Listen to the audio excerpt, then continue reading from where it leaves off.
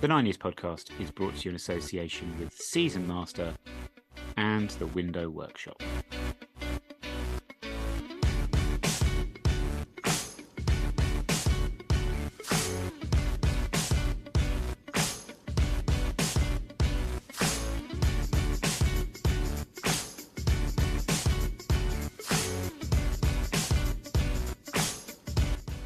All right, everybody, and welcome back to the 9 Years podcast, episode 356, I believe.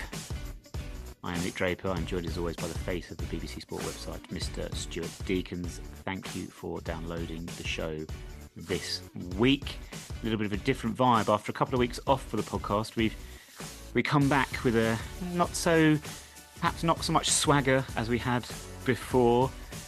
12 unbeaten has gone into 4 without a win, and we're going to look into reasons as to why this might be before we look around the situation in League 2 as a whole. We have My Father Was a John Joe Toolmaker to do as normal. We'll have a very brief look ahead at this late hour to the visit of Notts County tomorrow. But Stu, I used the word Jagger. No, I didn't. I used the word swagger there, which is not in reference to the WWE wrestler Jack Swagger, for those of people that get that reference, or indeed a reference to Swagger Jagger, which is where I was going with that, with what's-her-face from X Factor, and I've forgotten her name. She looked a little bit like Cheryl Cole.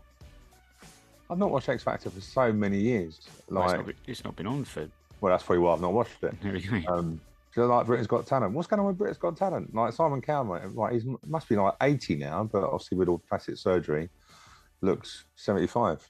Yeah, I think they just remodel him every few years. I think it's just do the wax work again. You know, sometimes things are on for too long. You need to quit while you're ahead. And, well, I don't think they were ever ahead. But, yeah, anyway, that's enough of Saturday night TV.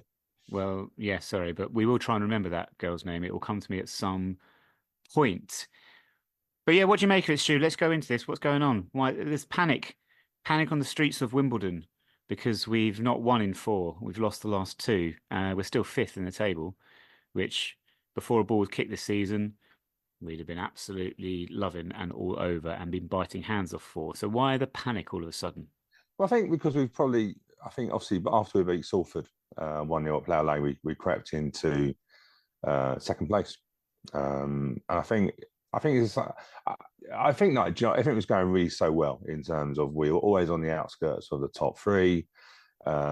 And it's like anything I've said to you before, it's like a 1,500-metre race. You don't peak too early, you kick behind the pace setters, and then you strike in the final laps. And it looked like everything was going according to plan. And then we decided, hey, look, we haven't played poorly. We've had some tricky games. And the problem you got is I was doing an interview actually with Dave Salmon, who does Morecambe, does a Morecambe radio up there. For his podcast before the Morecambe game. And he sort of said to me, he said, really on paper, you should win this. And I went, yeah, but do you know what? We've been involved in relegation battles, and teams that you think you will beat, fight. And sometimes teams who are fighting for things, I think sometimes when you're at the top of the league, it's a bit easier. If you don't go up, you don't go up, right? But if you get relegated, that's more of a risk, isn't it? So I think sometimes teams down the bottom, they tend to fight harder, which I think, we come on to Morecambe. But the Bromley, hey, look, I think everyone I spoke to for the Bromley game, people were going, this is Sutton United last season. This is the local derby. They're going to come in, they're going to turn us over. And they did. So we're not playing poorly. I think we're looking a bit leggy. But this is the busiest point of the season now, isn't it? And I think people got a little bit excited. And we got into those automatics, and now we've dropped into playoffs. And I think, to be honest with you, and I'm probably the same as many people, I want to go up. I want to go up as I did say I want to go up as champions. I don't think that'll happen now. Bradford will take that. But I want to go up in automatics. Playoffs, not interested. Leggy is one of those phrases, isn't it, that goes with "we go again," that have become cliche staples of lower league managerial interviews. Again, another consequence of the internet and social media, where you get to actually see and hear an interview every single game. And these are the phrases they use. But I will come back to the sort of tiredness element in the squad momentarily. You talk about teams at the bottom. We've had this before, Stu. The year we got promoted out of this league, if I remember correctly, didn't we go away to somewhere like Hartlepool or something? And they beat us right towards the end of the season as we were trying to get a playoff place. Yeah, was that a 3-0 from memory? I think we got turned over there, I didn't we? think I think there was a 3-0 or 3-1. I think that was a different season, but yeah, I think we just had a 1-0 defeat towards the end of the season sometime. Oh yeah, see, it's difficult with Hartlepool because it's probably one of the coldest places on earth. I feel Yeah. like that North Sea. Like, why put a ground? Why put a ground so close to the sea? Like, I don't really get that logic. Always cold there. I reckon even in the summer, it's probably still like just above freezing. Yeah, Uh, sounds like my sort of place. yeah. Anyway, let's not talk about Hartlepool. But yeah, I think in a way, it might be easier us playing against teams that are in and around us. We would definitely are getting teams paying a lot of respect to us. A lot of teams playing deep, forcing Yeah. us to play a little bit differently. That's good. That's respectful. That means we're doing well. It just means we're also a bit cuter. But yeah, it's been difficult. Like, go back to Colchester game, that's when I really started seeing that legginess and, Colchester's second half. I think we had all our defenders at one point on a booking. Colchester are decent, to be fair, and they've shown that with their results also. But that's the last time we scored. And it just feels since then we've just looked a little bit tired. And obviously, not like us to not keep clean sheets. I think we expect to keep clean sheets. We don't expect. I think when we concede a goal, we look more shocked when we concede a goal, which is testament to how well we've done. Which is why I think the good thing is the overreaction to the Bromley goal there hasn't been an overreaction, which I think is really good. I think the defenders and the goal. Well, Owen Goodman is still a little bit of a love-hate character for many people, isn't he? But I think when you've got a defence that's kept 17 clean sheets and only conceded 23 goals now, I think. Yeah. Let's be fair, they deserve a little bit of slack. Yeah. Saying that though, those great clean sheet record, great defensive record we have this season. But you said we're not playing badly over these last few games, but I don't think we're playing and haven't been playing particularly well for a good while now. If I think you mentioned the Salford game, which got us up into those automatic promotion places, I don't think we played well. I think we capitalised on an error. When you've got a striker like Matty Stevens, makes all the difference, doesn't it? Let's be honest. You give him a chance, and 9 times out of 10 he scores. But I don't think we look like you said there. We've got teams, and it can be a case of the nature of the opposition we've come up against. But teams do tend games become a bit stalemate-ish, really, because teams don't want to commit numbers forward because they know that we've got the pace on the break to hurt them. So they just make sure they defend their box, which I thought Bromley did very, very well. Morecambe similarly. Just keep numbers back, don't overcommit, and we struggle then to get in behind and struggle to create chances. And I think, as you say, it might be different. It might benefit us playing a team like a Notts County. We've still got to play Doncaster and Port Vale and Warsaw. So those games might suit us a little bit more. But the other types of games, it's hard for us. We seem to run out of ideas in a sense, and we can't seem to figure out how to get in behind teams and really hurt them. Yeah, it's a really weird thing because I don't think we've been out. I don't think you can ever really say we've had an outstanding game or an outstanding period of games. Yeah, We've look at a lot of 1-0s we've had. I'm looking back at the fixtures. We were unbeaten since we lost it. Well, until we lost it against Bromley, we've been unbeaten and since 21st of December against Chesterfield. But if I look at the games that we had since then, I think you can only probably argue that I think Newport away when we beat them 2-1. Where I felt we really played well in that second half. But if you look at the other games, 3-0 against Crewe, but that Crewe got sent down to 10 men, didn't they? That changed the whole shape of it. I couldn't really say to you that we put in an outstanding performance, but I think we're very much a team that is consistently winning or consistently not conceding goals. I think that's the difference. So it's really weird when we sort of say we haven't. I agree with you. I think, you think in the first half of the season, I think we had some really good games where I remember winning 3-0 at Harrogate and stuff like that. And we really played in winning at Barrow. Barrow played really well, which I said at the time was a really difficult place to win at. And now everyone's winning there. Well, yeah. But they've obviously changed their manager as well. Quite a few teams down the bottom have. So I think we've been consistent, but I wouldn't say we've been outstanding or disappointed. Do you know what I mean? It's really one of those. So when people say we haven't played well for a little while, I get it. But I don't think our team is a very workmanlike team. with threats. Just look at our goals down the outsides with Noiville and Tilly, and then obviously up front with Matty Stevens, with Omar chipping in. Apart from that, we haven't shared the goals around as much this season, which is disappointing. So I think the thing is, I think that's how the season will play out, and I don't mind that. I don't mind us being consistent.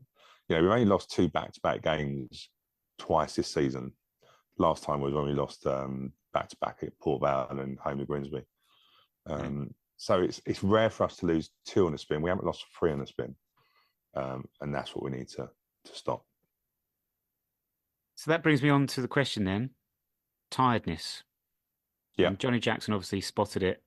Well, Shumi spotted it in the week. 5 changes, which is one of those where you're damned if you do, you're damned if you don't. We said we need to make changes. We need to rest a few players. Johnny then goes and makes 5 changes, which then everyone goes, well, that's a bit excessive, isn't it? That's too many.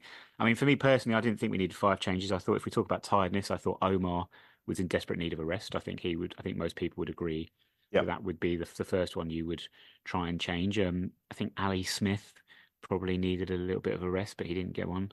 I think he's finding it a little bit tricky at the moment. You can make an argument that James Tilley perhaps needed that rest that he got on Tuesday night. But I mean, I don't know. What did you think? Did you think 5 was just maybe a little bit too much of a change and that caused us problems? Yeah, I said for a little while. I've been probably for the last few weeks that I just don't think we utilised this squad anywhere near what we should have. And I mean that not from changing starting lineups, but substitutions. We're still in the bottom 5 of the amount of subs that we've made per whole season. And also, if you look at an average, I think it's like 2.4 subs per game over the season. We just haven't. And that's Johnny's makeup. He's a very safe manager. Doesn't make unnecessary changes.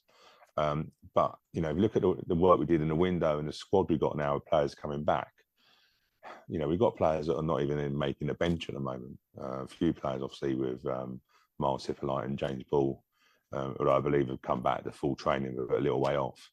But I felt for a little while that we could have made 1 or 2 changes in the squad match by match and not made a massive difference. But also, substitution-wise, I think we've been a bit lacking in that. I felt we showed a little bit, I won't say disrespect, but Morecambe is a difficult game. Pitch is not great, fighting for their lives. I felt it'd been better to start with our strongest lineup and then make substitutions when we possibly got some goals and stuff like that. But we did it the other way around, didn't we? We sort of went to 60 minutes and then I thought we need to bring the big guns on. And I felt by then the pace of the game and that passed them by. So yeah, I get what it is. My gut feeling is I know Johnny said that he felt there was defeat against Bromley wouldn't impact his lineup for Morecambe. I sort of don't necessarily think that's the case. I think he probably saw what we saw of quite, Omar not being as effective, Matty Stevens not really doing much apart from scoring goals, and when he's not doing that, it was a bit of a worrying.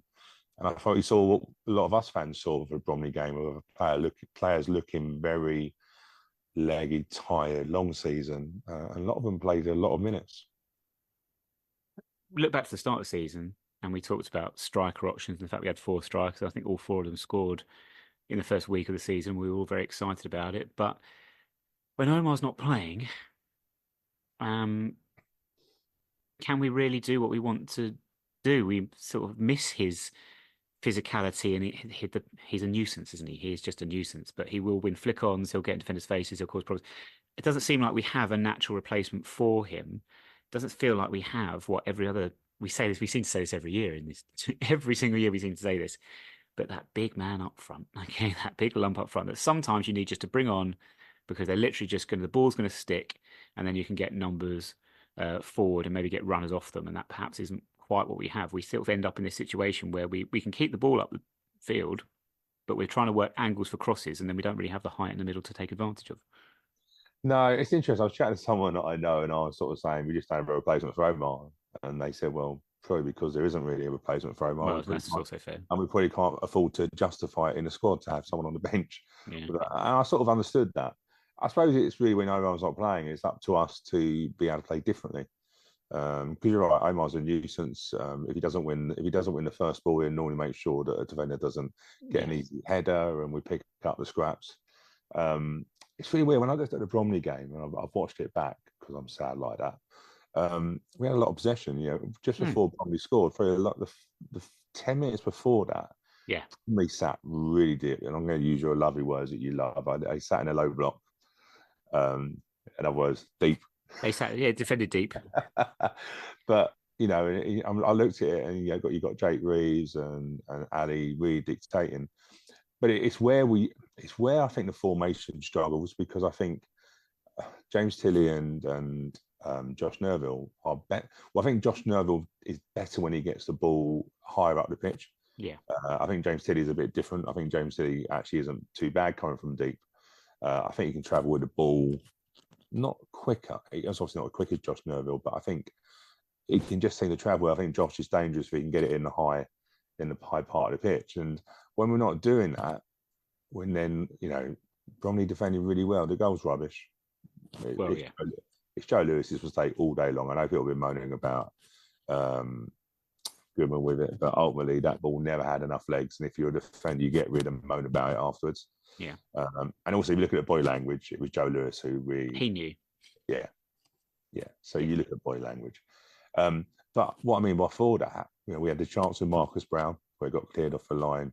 And I don't think much has been said of the save by the goalkeeper at the end from a James Tilley cross, which is just like an outstanding save.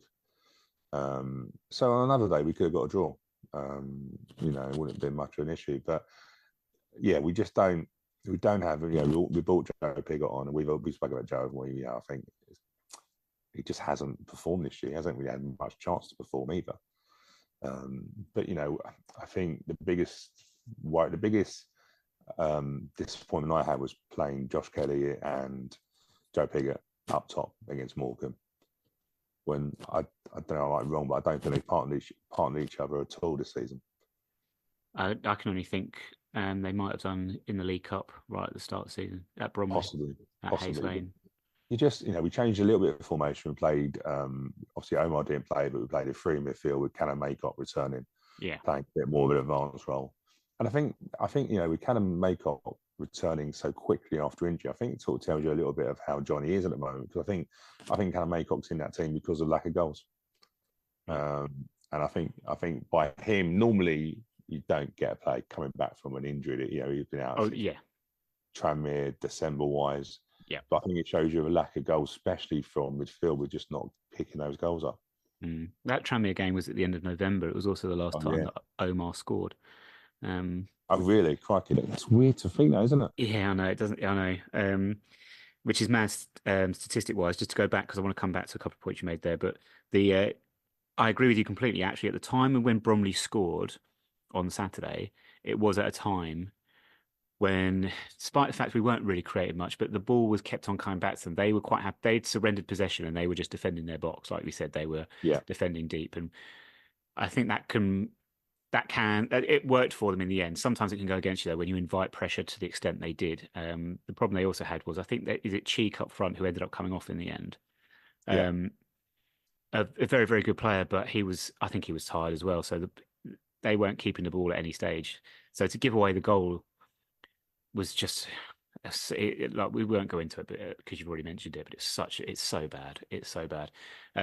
Is it not rooted in this idea of modern football where everyone's always thinking one step ahead? So where in the old days, everything defensively would just be safety first. It would just be like, you clear your lines, you stick it over the roof of the stand, you just protect your goal. Whereas now everyone's thinking, well, if someone misplaces a pass and gives us possession, we can then capitalise and start making a break. And Joe Lewis is probably thinking, right, if Goodman can get the ball here, then we're back on it. We can take the game back to them, instead of just thinking, do you know what, they can have a throw on and we can defend and go again in a minute or two.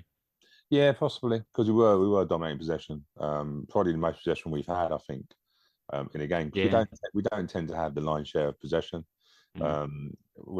It's weird, isn't it? If you go back to when Leicester won the Premier League, I think they won the Premier League with the least amount of possession. And you got a situation sometimes, which I find quite funny, where you get a lot of teams that actually don't want the ball. Yeah.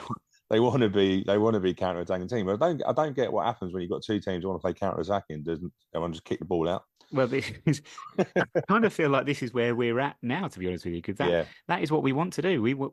First half of the season, we wanted to break on teams. You think we smashed the franchise by doing exactly that, by Well, playing on the break. everyone's doing that now. Well, no, Yeah. now it doesn't look that much of an achievement now, but You know, it's just a bog standard relegation team. yeah, but that's what. But it is that, isn't it? Teams want to hit us on the break now. They don't want to dominate games against us because they know that if they get caught, they're going to be in trouble. So a lot of these games seem to turn into, like I said earlier, they seem to turn into stalemates. In fact, since the turn of the year, I guess you could argue, apart from maybe that Newport game, if every game we played had finished 0-0, by the end of it, you'd probably gone, yeah, that was a 0-0 game. Yeah, we got the top goal scorer in the league, haven't we? You know, That is true. if you look, Bradford are on an amazing run, but they lost 1-0 our place. To a moment where we just got James Tilley on a back stick and we scored a goal and then defended well. But so we are capable. Remember we were saying we hadn't beaten anyone in the top, Yeah, in the top 10 or so. We've changed that. Beating Crewe, beating Bradford, beating Salford. So we've had the wins. We've just had two lousy. Well, I'd say we've had probably 2.5 lousy halves. yeah. Colchester, I felt the equaliser was coming, and Bromley and Morecambe. We've just got to turn it around a little bit. I think it's the time to keep level heads. Don't get me wrong, I've been frustrated, especially after Morecambe, but I think I was more frustrated. I could see this tiredness or lackluster performance coming. I felt we could have responded differently to that, but it's done now. But we've got 2 back-to-back home games. Yeah. Now, and obviously Cheltenham is our game in hand. Although I'd argue that when we got the game called up against Cheltenham early in the season, they were in worse form then. They're a bit better now, which is typical when you get a rearranged game, but you hope they travel and they're not too interested. But we just got, hey, look, 12 games, 36 points. And there's a lot of teams around us. It's typical when we lose, everyone else around us loses. Yeah. And Doncaster lost at Bromley. Bromley's last 3 games, Bradford at home, us away, Doncaster at home. And I watched the Bradford game, and it was only one bit of different quality from Bradford. Otherwise, they would have probably picked up 7 points and not lost against teams that are challenging for promotion. So I suppose you've got to put it into context sometimes. Come on to Bromley actually in a little while, but the last thing I want to talk about in terms of team selection and tactics, does it boil down to? I have felt this season that, I've used the phrase, the team is greater than the sum of its parts. And sometimes when you look at making changes, like you've said there, perhaps Kelly and Piggott as a front two isn't a change we can really make to help us out, really. It's like we said before, it's not like the old days of Taylor, Akinfenwa, Elliott and Aziz, is it? You can't just, you don't have those combinations that you can just swap in and out. And I think is there an argument that the squad isn't quite as deep as we think, in sense of your strongest 11, you can make arguments all day long about your 3 centre halves, but I think other than that, your 2 wing backs, your midfielders, your first choice forwards, they kind of pick themselves. And are we then weaker when we have to make the changes, like Tilly dropping out for Furlong? Does that quite work? Does Josh Nerfield coming out for Aaron Sassu, is that quite a like for like? Do you see what I mean? Are we overperforming given the actual depth of the squad? I think there's depth in the squad. I think there's a lack of depth in certain areas. I think central midfield we've lacked a bit of depth there. Equally, you could argue Sam Hutchinson can play in there, and also James Ball. James Ball, yeah. James Ball's been quite a big loss. Yeah. I think Miles Hippolyte's been a big loss as well, because of that power. He can also drop into the midfield area. I think that's where we've lacked a bit of strength. Aaron Sasser, I think, is a really good replacement for either James Tilley or Josh Nerville.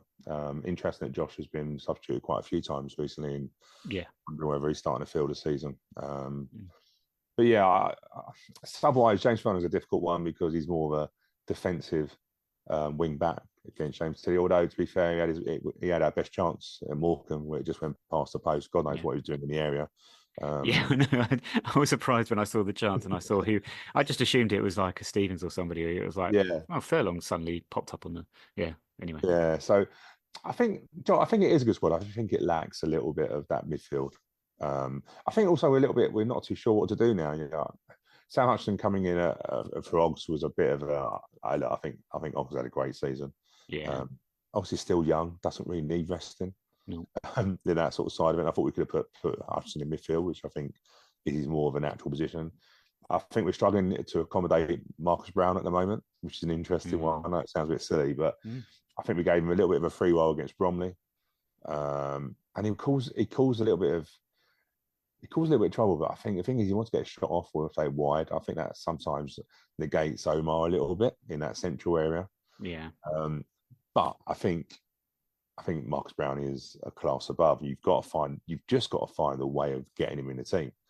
Because I think in these tight games, he will score.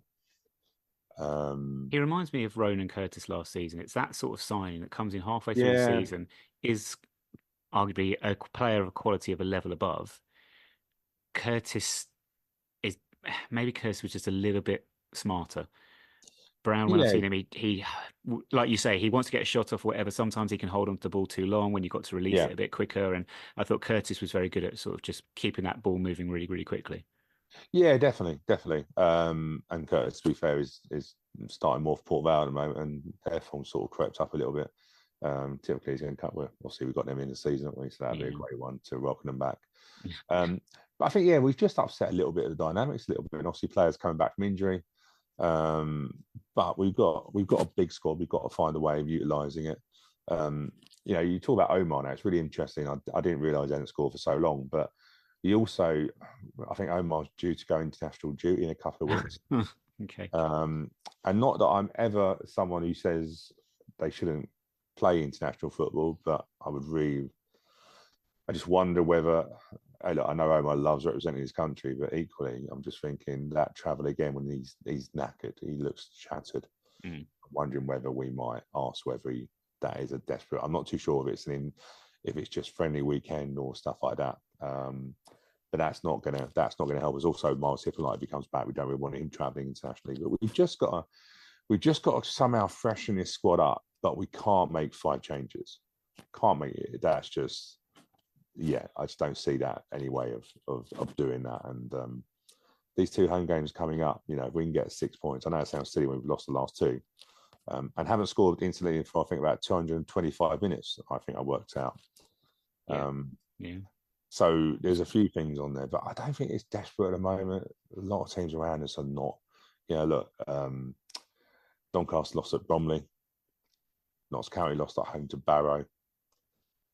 So no one, I wouldn't say there's anyone apart from Bradford who, let's be fair, right? Sometimes you just got to hold your hands up and go, too good. They've just hit form massively, haven't they? Yeah, and I think a lot of people thought, having seen them down at our place recently, said that they were the best team in the league that we'd seen. It might not have been their performance completely on the day, but I think we saw the quality of the individuals they have. And again, sort of a flip side, really, switch around for us, really, wasn't it? Because as I say, the Bromleys and the Morecambes did a job on us in the same way you probably did a job on Bradford on the day. But I think, as you say, Bradford will probably go on and win the league now with 5 wins in their last 6. Yeah, and it's basically just seeing how much Walsall shit the bed, really, isn't it? Let's be fair. If they really shit the bed, they could go into the playoffs. Yeah, they could. And it wouldn't surprise me. It really wouldn't. We go there end of March, which, at some point that was going to be looking like a promotion party for them. But they're struggling. There's teams underneath it now that are really pushing. Even to the extent Bromley are pushing that late. We always say, don't we? There's always one team that goes late. Yep. It's the playoffs, and hopefully there's also another team that has a drastic fall and seriously shits the bed, and that's the team from the concrete roundabout, which is great. Let's be fair, right? It's more of a surprise now if they win. Like, they are shocking, which is great to see for football. Well, that links me nicely on, Stu, to the League Two situation, because you sent me a table just before we started recording, which kind of evaluates teams' current form up against their form for the remainder of the season. And if you base the form of the last 8 games in comparison to the rest of the season combined, the worst performing team currently is Milton Keynes. But do you want to talk through that table? Because I think you probably explained it better than I just did. Yeah, it's one that I've been looking at for ages. So it basically it measures the points per game from the last 8 versus the points per game for the whole of the season. So it gives you an idea. For us, we've always kept. So at the moment we are minus 11% on that. So basically, 1.68 has been for the whole season, and we're now running at 1.5 points per game from the last 8. But we've been very consistent. We've never been much more of a variation from sort of 5%, whereas a lot of other teams around us have. I think I was saying to you a couple of weeks ago, there's a lot of teams around us that have had to hit real promotion form to get into the picture. Salford were a classic example. Yeah. Salford at one point were like about plus 40% on their form compared to their whole season. Their form now is absolutely shocking. They're now 38%. They're on like 0.88 points per game against 1.44 for the season. So it just gives you a little bit of an idea of what the formal teams are. If you look at your Swindons, your Newports, Colchester, again, not your eyes tell you that with the league table, but sometimes it's just good to sit back and see what's going on. And the team that's in the worst form at the moment are the team sitting at the bottom of the form guide, which is that team again that are shit. But Walsall's an interesting one. So Walsall are down about 36%. So they've been at 1.94, which they reckon anything around about 1.7 points per game gets you probably automatic promotion in this league. But Walsall are not doing. There's also another one I look at, which is projected points. It basically works out. I won't go into heavily, but it looks at the points per game you currently have, what your remaining fixtures are, and what the opponent's points per game are, and then gives you a bit of an idea of a projected points. Now, most of the season we've sat, well, not most of the season, probably since December, we've set projected points of being third. That's changed tonight. But Doncaster have just gone into that. So at the moment, the projected points is that projecting that we'll get 77 points, Doncaster will get 79, which is the last promotion place. But we've sat comfortably in projected points of being third since December, and the last 2 games have just they're not winning 4. There's obviously we haven't picked up regular points, which we were doing a lot in the early part of the season. Colchester you mentioned there, unbeaten in the last 6. Bromley 5 wins from the last 6. We'll be fancying, because there's still a long way to go, 11, 12 games for every club, I think. Port Vale have got 13 left, but teams that will want to, as you say, crash into that playoff picture in the same manner that Doncaster did last season. Okay, Doncaster didn't end up going up, but they got themselves into a playoff position when at one stage around Christmas time they were going to struggle to stay in the league from the other direction. I do have to say, looking at the league as a whole, Milton Keynes, right, it's still a long way. They are 10 points adrift, or not 10 points adrift, 10 points clear. I wish they were 10 points adrift. They're 10 points clear of the final relegation place, and obviously there's 5 teams between them and Morecambe, who currently still sit second bottom. But they're in a death spiral. There are similarities here, Stu, with 12 games to go, where we were in the Premier League, where you think, oh no, there's still ages left. They're in no trouble whatsoever. There's such a big gap. They're not going to have any problems. They'll pick up enough points. And we never did. We just kept on losing and losing and losing. And we ended up going down. And at the minute, that's what, of all the teams, when I look down there, the only other one in that similar vein is Tranmere. And if I was to put money on teams to go down right now, I would very much put to go down, to be honest with you, because Carlisle, just with you said, with the signings they made in January, things under Mark Hughes just slowly turning round. I think they'll have enough just to get out of it. Tranmere, I don't see it. I think they're in a real horrible run of form. And then just because obviously the odds will be a bit longer, stick some money on Milton Keynes, because they look an absolute club in crisis right now.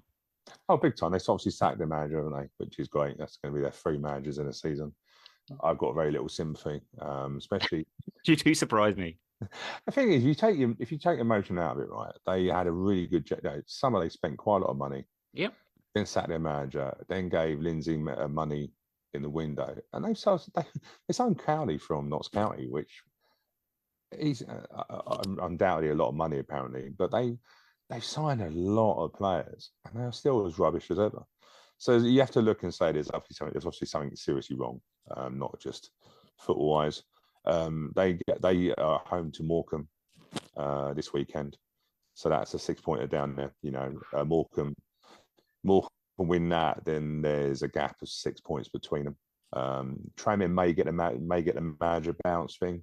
Yeah. Obviously, Nigel Atkins left, which is it's really sad. Like I think he's a really sort of good person, Nigel Atkins. And I think Tranmere were a little bit. I think they treated him with the respect that he deserves, but I think that lasted a bit longer, didn't it? Really. But you sort of see that manager bounce. They probably will. Accrington beat Franchise 2-0 on the weekends. Again, another team that's sort of bringing them back in. I suppose the team we've not mentioned is the team just below them, Gillingham.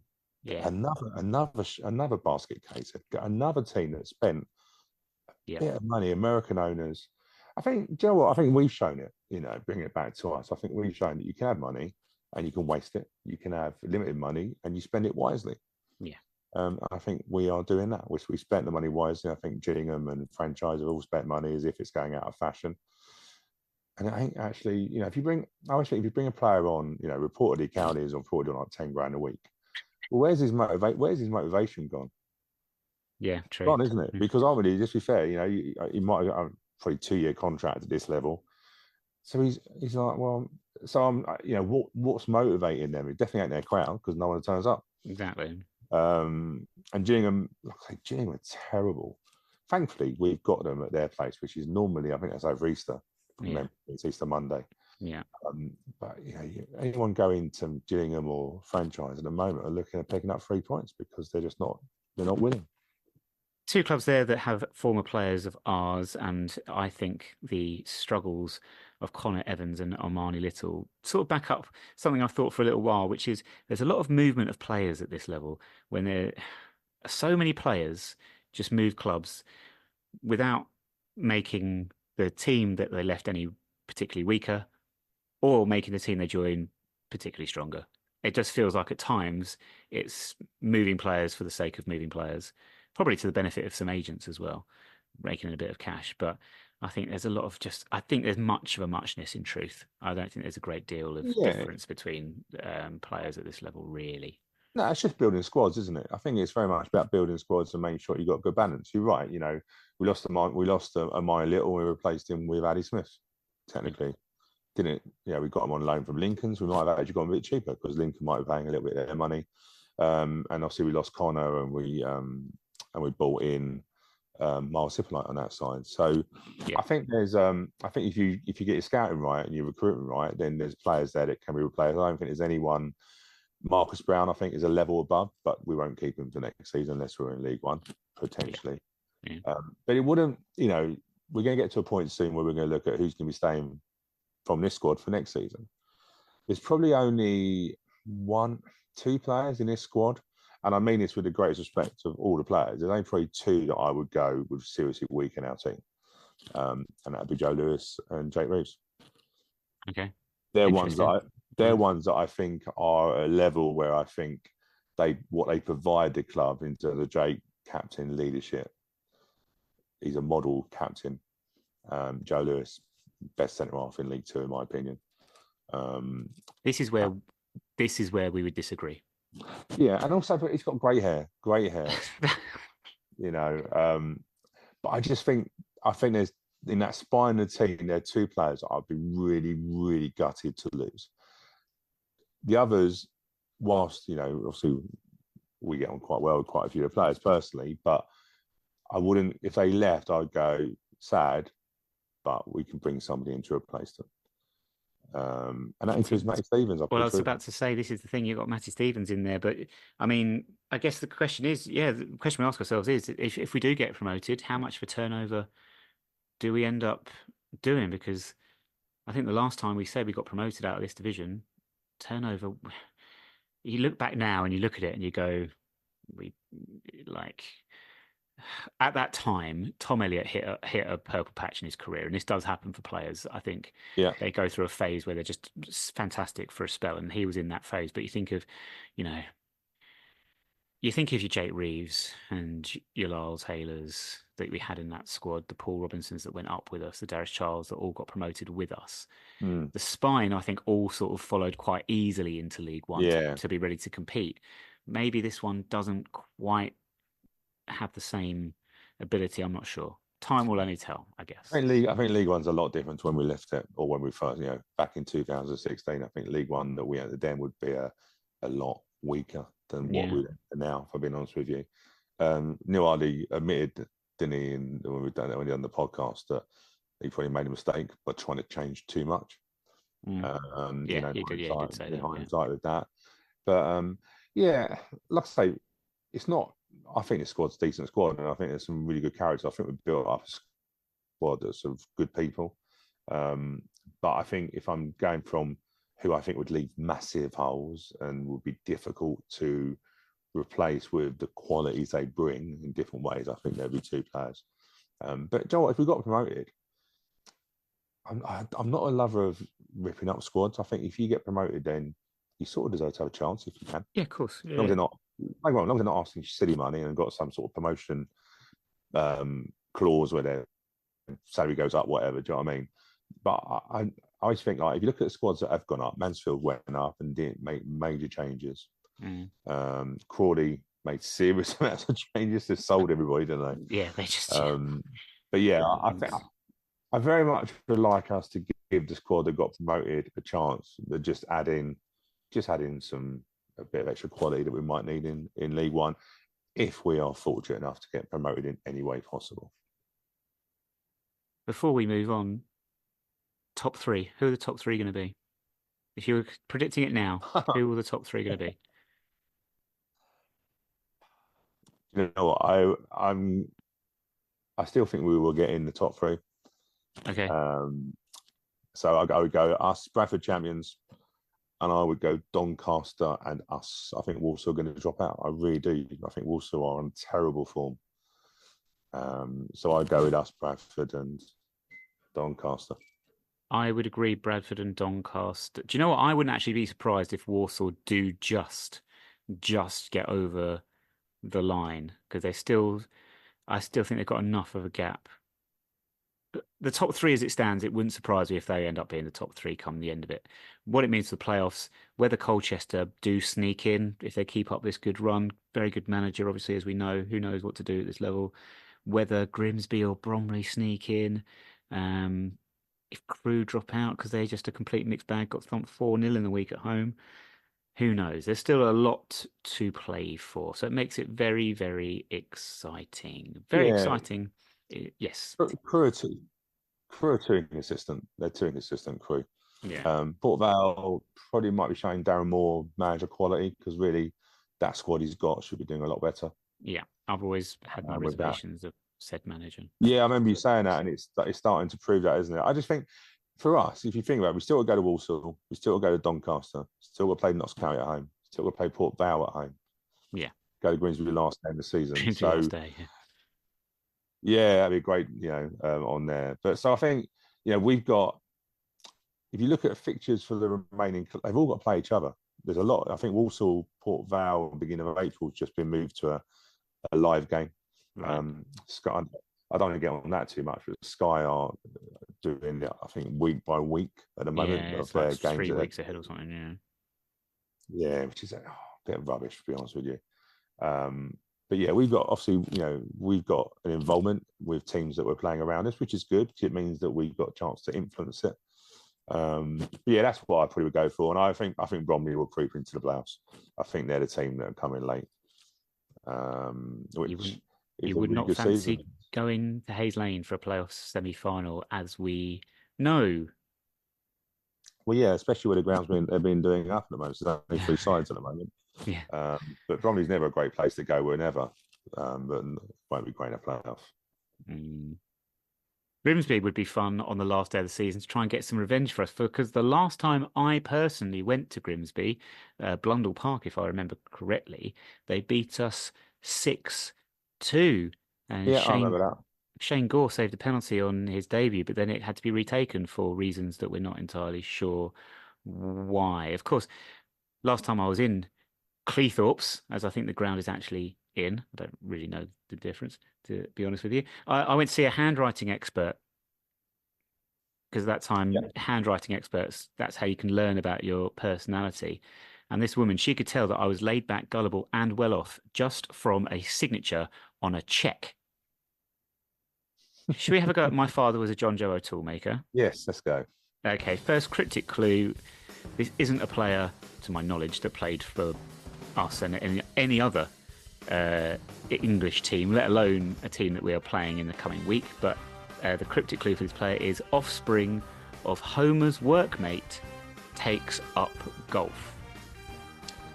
Well, I'm not even going to try and decipher the cryptic clue because I've got no chance. But when you just said that I don't think he played at any other club in this country, makes me think it's a foreigner.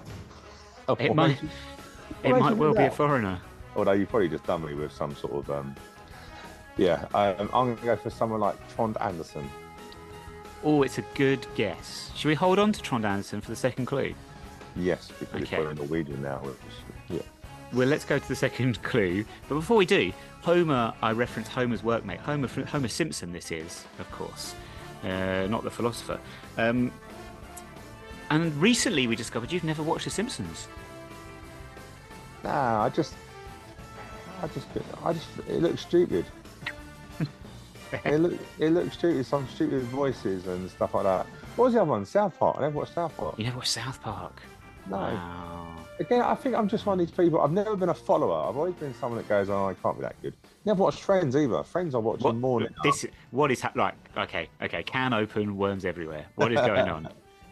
I never watched Friends. I watch more Friends now because Lorraine watches it on when they come on. So I've probably watched them in no order whatsoever. I can say I know the characters and stuff like that, but I've never been like a religious watch of it. So yeah, I didn't watch Titanic until it was too late. I'm joking. That's a bad joke. To be fair, I have never actually watched Titanic.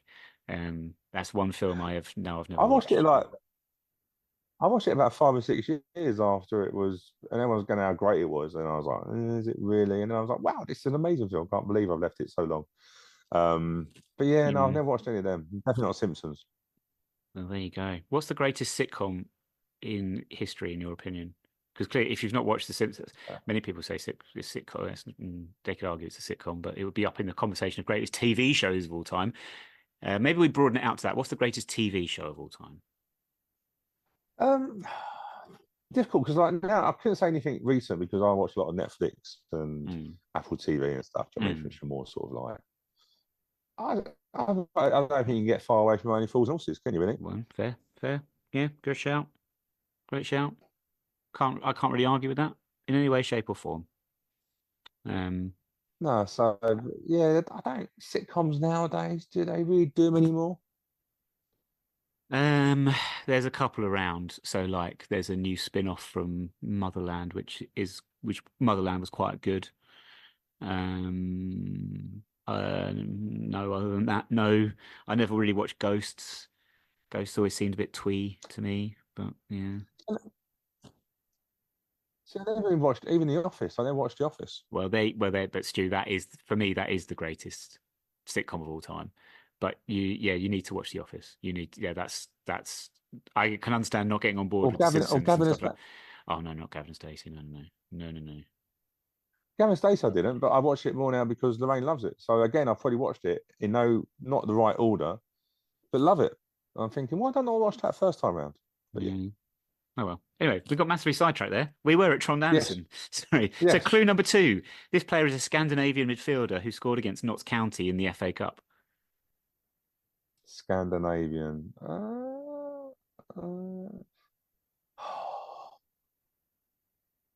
Was it been Solbakken? Do you want to go with Solbakken or do you want to stick with Trond Andersen? Oh, he didn't tell me Trond Andersen wasn't right. I didn't know, but do you want us to stick with him? I'll stick with Trond Andersen because I think he did score against them. Is he Scandinavian? Is he a midfielder? Did he score against? There we go. Did he score against Notts County in the FA Cup? I think so. Okay. Clue 3. Still Trond Andersen. Okay. Third clue. Yes. Swedish international. Ah. who also played for IFK Gothenburg. Now, do you see why I wanted you to keep up with Trond Anderson? Because this is leading everyone down the garden path to Who what didn't you. sign it was Swedish? Um, Solbakken was Norwegian, wasn't yeah, Solbakken was Swedish. I think we had a couple. We actually had a couple of Swedish midfielders around the time of the turn of the millennium. he? Was it Carlson? What's his first name? Mr. Carlson. Mr. Carlson. I'll give you Mr. Carlson. It was Pa Carlson. That's Yes. it. So Homer's workmate Carl, his offspring Carl's son, even though Carl's surname in the show is Carlson anyway. Anyway, it doesn't matter. Takes up golf because of Pa. He's on Pa. Pa Carlson, Swedish midfielder, scored against Notts County in the FA Cup. Trond Anderson scored the winner in the FA Cup in the replay, but Pa Carlson scored in the first game. You know, when I was doing head to head with Notts County, obviously including when we were Wimbledon as well. Yep. No, we've not lost. We've not lost against Notts County. Yep. Well, we have, but because the last time we played them.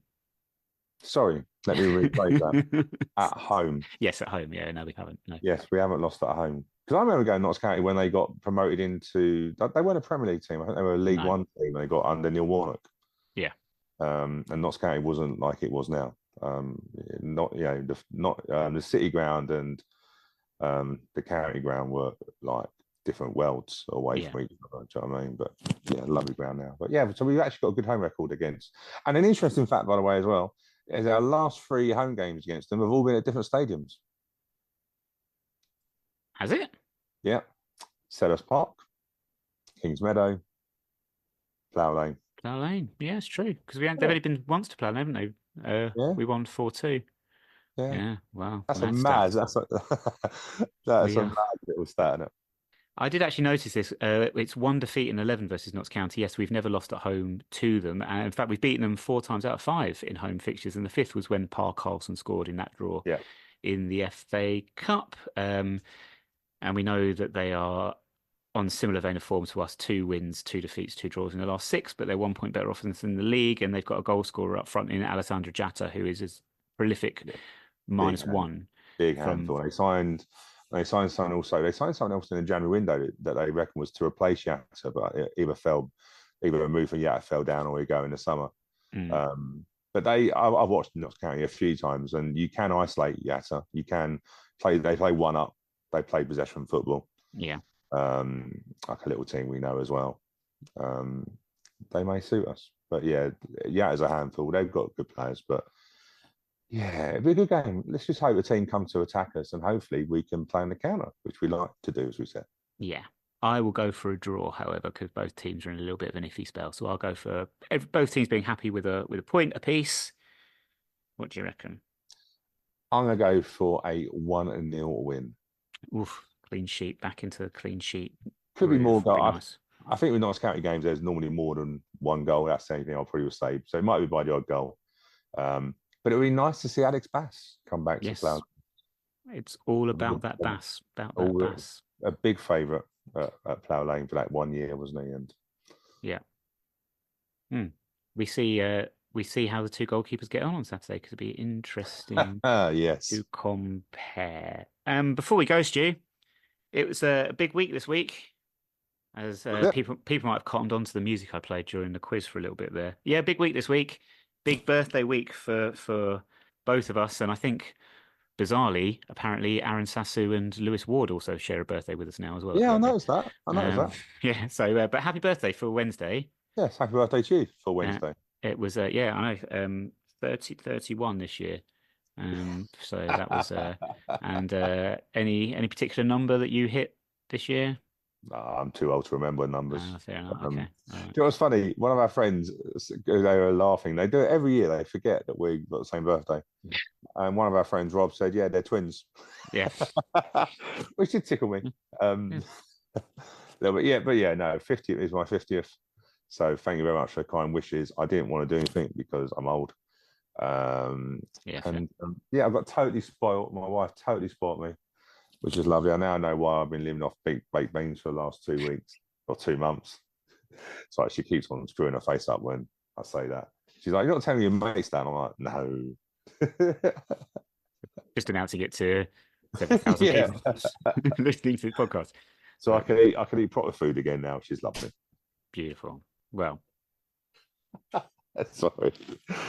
never be sorry. But happy birthday, Stu, and Yes, happy birthday to you, mate. thank you very much. And it's nice that the clubs, it's nice that the team celebrated it with 2 defeats.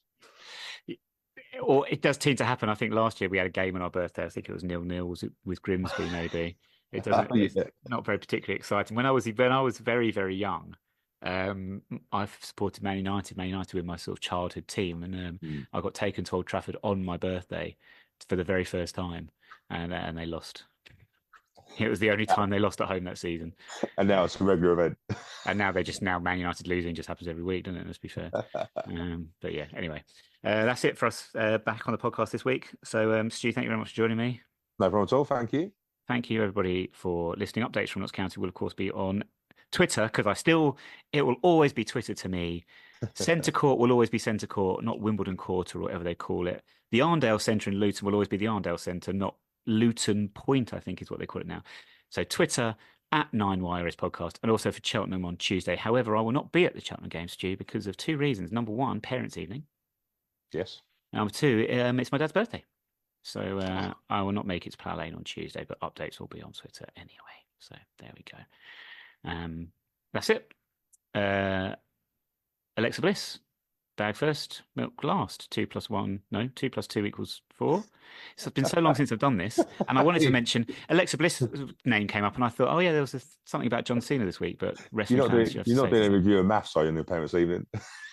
Yeah, they've put me in charge of maths now. Could you imagine? Could you imagine what that would be like? They're like, yeah, two, what? What's that? What's that plus symbol? What does that mean, kids? Help me out here. Just use a calculator. We'll put it into AI. There we go. It's much easier teaching English. It's just like, read that, make of it what you will. Done. Anyway, that's it. Thanks for listening. We'll speak to you again next week.